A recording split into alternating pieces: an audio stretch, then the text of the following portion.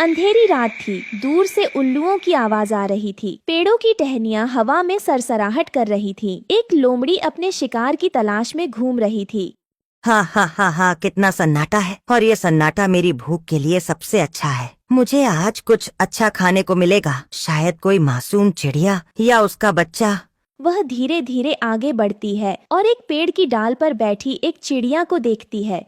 अरे वाह, क्या किस्मत है, एक चिड़िया अपने घोंसले में बैठी है। चलो, आज की रात मेरे लिए खास होने वाली है। वह झपट्टा मारती है। चिड़िया बचने की कोशिश करती है, लेकिन लोमड़ी तेज थी। वह उसे अपने पंजों में जकड़ लेती है। कृपया मुझे मत खाओ, मेरे छोटे छोटे बच्चे हैं, उनका ध्यान कौन रखेगा? हाँ हाँ हाँ हाँ, तुम्हारे बच्चों की फिक्र मुझे क्यों होगी, मैं तो बस अपनी भूख मिटा रहा हूँ। वह चिड़िया को निगल लेती है और आराम से अपनी जीभ चाटती है। फिर वह अपने अगले शिकार की खोज में आगे बढ़ती है। वहीं दूसरी तरफ रानो चिड़िया अपने घोंसले में बैठी अपने 7 छोटे बच्चों को खाना खिला रही थी। वे नन्हे मुन्ने चूजे बेहद मासूम और प्यारे थे। मेरे प्यारे बच्चों, ध्यान से खाना खाओ और हमेशा एक दूसरे का ख्याल रखना। जंगल में खतरा हर तरफ है। मुझे अभी कुछ खाने की तलाश में बाहर जाना होगा, लेकिन तुम लोग घोंसले से बाहर मत निकलना। माँ, अगर कोई डरावना जानवर आ गया तो?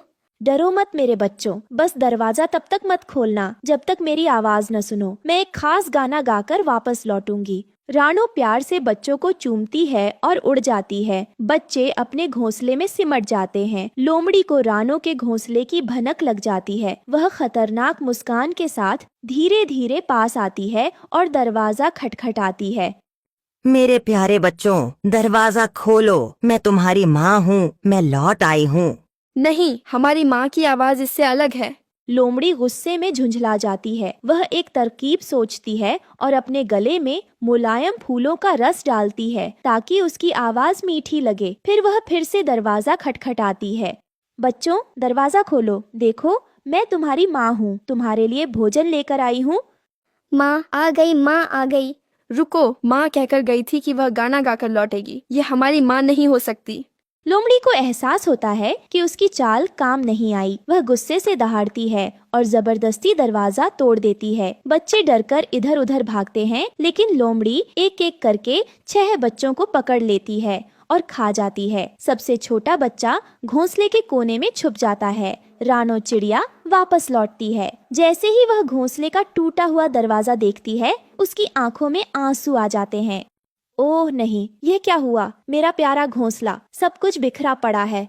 वह अंदर जाती है। चारों तरफ बिखरे पंख और टूटे अंडों के टुकड़े देखती है। उसका दिल तेजी से धड़कने लगता है। मेरे बच्चे, कहाँ हो तुम? जवाब दो, मेरी आंखों के तारे, मेरी जान, कोई तो कुछ बोलो। छोटा बच्चा रोता हुआ बाहर आता है और अपनी माँ से लिपट जाता है। माँ, लोमड़ी आई थी, उसने हमारे सभी भाई बहनों को खा लिया।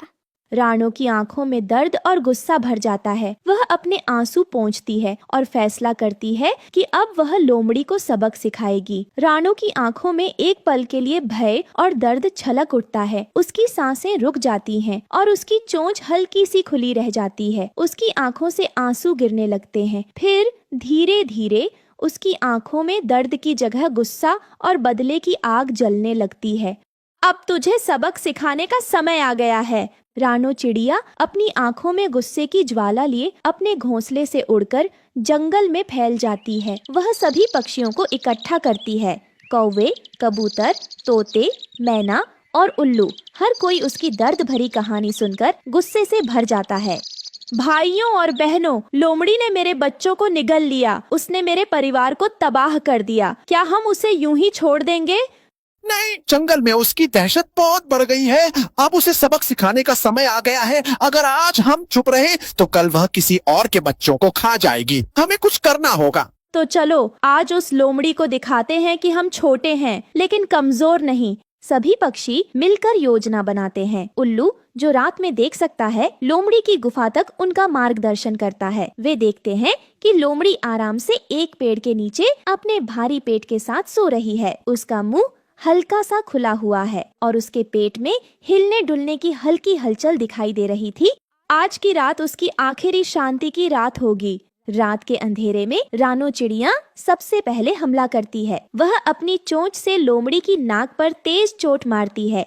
आउच, यह क्या?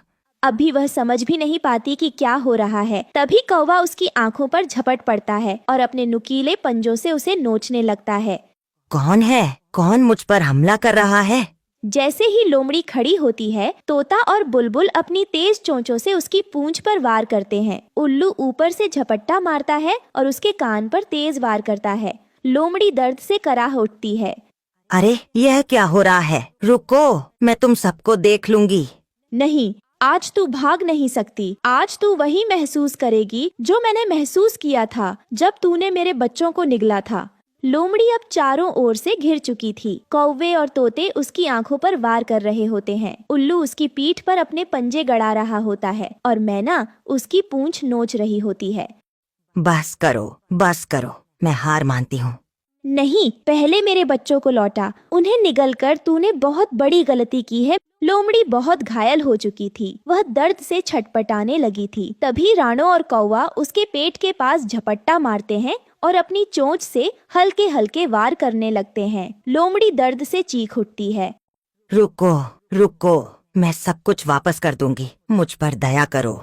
लेकिन राणो को दया नहीं आती। वह और बाकी पक्षी मिलकर उसके पेट पर हमला करते रहते हैं, जब तक कि आखिरकार लोमड़ी दर्द के मारे मुंह खोलने और उल्टी करने लगती है। धीरे धीरे एक के बाद एक राणो के 6 बच्चे लोमड़ी के मुंह से बाहर गिर जाते हैं, कमजोर, डरे हुए लेकिन जिंदा।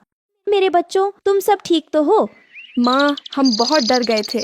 राणो उन्हें अपने पंखों में समेट लेती है और उनकी आंखों से आंसू पोंछती है। अब लोमड़ी बहुत कमजोर हो चुकी थी। वह बुरी तरह घायल थी और भागने की कोशिश कर रही थी, लेकिन राणो और बाकी पक्षी उसे यूं ही नहीं छोड़ने वाले थे। राणो गुस्से में उड़कर लोमड़ी के सामने आकर खड़ी होती है। रुक जा लोमड़ी, आज तू इसी जंगल में अपनी करनी का फल भुगतेगी। सभी पक्षी मिलकर उसे चारों ओर से घेर लेते हैं। कौवा जोर से कांव कांव करता है, तोता अपनी तेज आवाज में चीखता है और उल्लू डरावनी आवाज निकालता है। नहीं, मुझे छोड़ दो। मैं दोबारा ऐसा कभी नहीं करूंगी। इस जंगल में अब तेरा कोई स्थान नहीं। निकल यहाँ से और फिर कभी वापस मत आना। सभी पक्षी एक साथ हमला करने के लिए आगे बढ़ते हैं। घबराई हुई लोमड़ी दर्द से कराहती हुई जंगल से भागने लगती है। सभी पक्षी उसका पीछा करते हैं जब तक कि वह गहरी घाटी की ओर नहीं भाग जाती। वहां से वह हमेशा के लिए जंगल से बाहर चली जाती है और कभी लौटने की हिम्मत नहीं करती।